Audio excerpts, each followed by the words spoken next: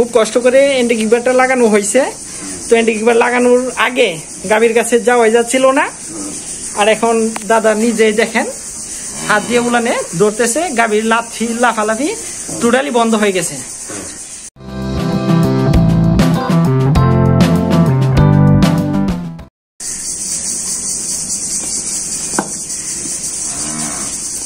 Viewers, আমি এখন আছি ঢাকা ইউনিভার্সিটির ভিতরে জগন্নাথ হলের পাশে।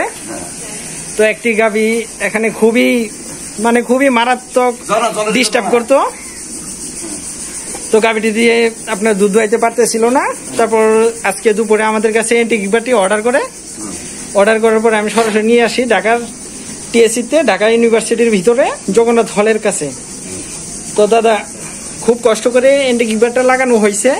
তো অ্যান্টিকিউবার লাগানোর আগে গাভীর কাছে যাওয়া যাচ্ছিল না, আর এখন দাদা নিজেই দেখেন হাত দিয়ে উলানে ধরতেছে, গাভীর লাফালাফি টোটালি বন্ধ হয়ে গেছে। দাদা লাচ্ছি দেয় এখন? হ্যাঁ, খুশি না? দেখেন আপনি দুধ ছাড়বে তো? জি জি, দুধ ছাড়বে। আমরা দাদা ছোট থেকে বড় করছি, এটা মা নাই, এই খুব কষ্ট করে এই পর্যন্ত দাদা 11 দিন এই পর্যন্ত।